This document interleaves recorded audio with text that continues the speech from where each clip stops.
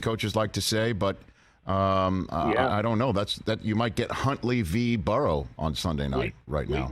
Waiting to hear what happens at practice today. This Lamar Jackson situation is interesting. Is interesting in so many ways, Rich. Let's just start with the basics. You're talking about a guy who's got a PCL injury. We don't know because we haven't been getting the medical updates, but he hasn't been at practice at all. Right? We were there for a game. He wasn't on the field even watching practice, which I found to be unique. Then you wrap it all into what about the contract? What do you do? This is the end of a second straight season where he's missed multiple games at the end of the year because it was an ankle injury last year. It's a knee injury this year. Mm-hmm.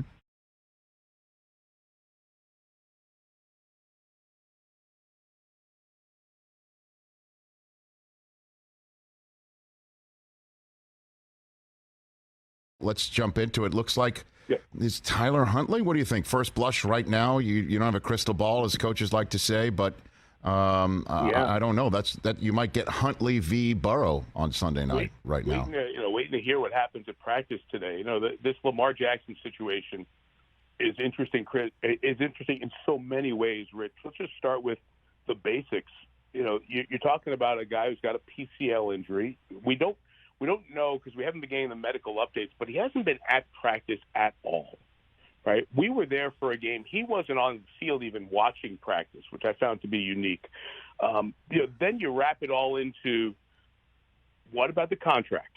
What do you do? This is the end of a second straight season where he's missed multiple games at the end of the year because it was an ankle injury last year. It's a knee injury this year. Mm-hmm.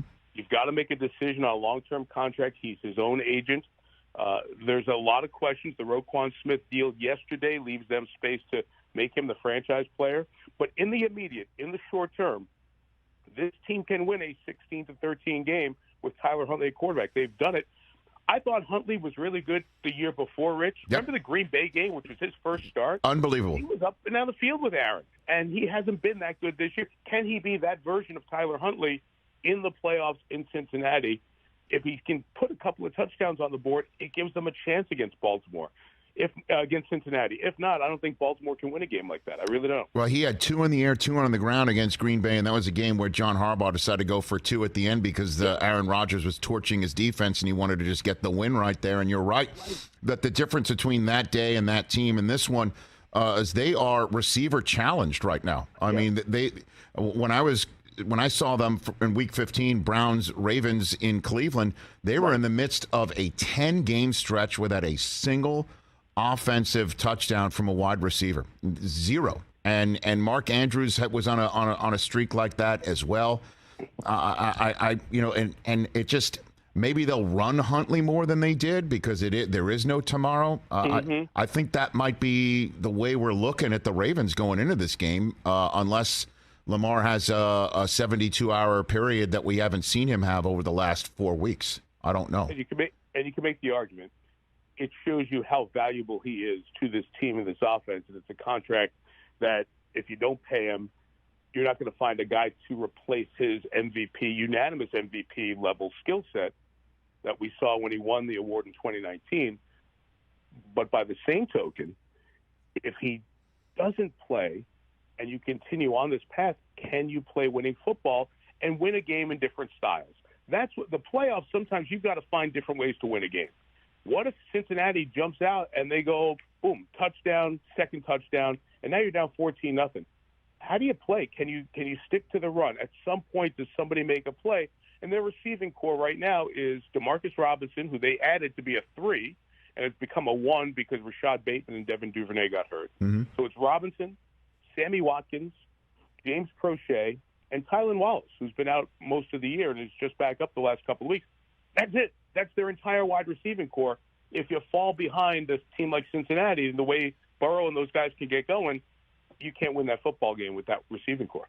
Mike Tirico here on the Rich Eisen Show. And then, of course, the Bengals, you're calling the first game of the AFC title defense of the Cincinnati Bengals and the right to what appears to be go to Buffalo, because Buffalo's going to start the Sunday that you're finishing on NBC with Chris Collinsworth and the rest of the crew against Skylar Thompson and the Dolphins offense that couldn't put up a point in the end zone against the Jets. So we're just assuming this is going to end up being, I know what assuming means sometimes, for the right to go to Buffalo.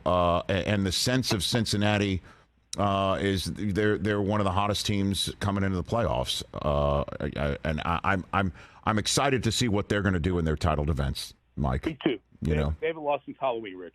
And, you watch Burrow and you just feel a confidence around Burrow, the receiving trifecta trio. The way they are running the ball with Mixon was not good at the start. It's gotten better. It's not great, but it's gotten better.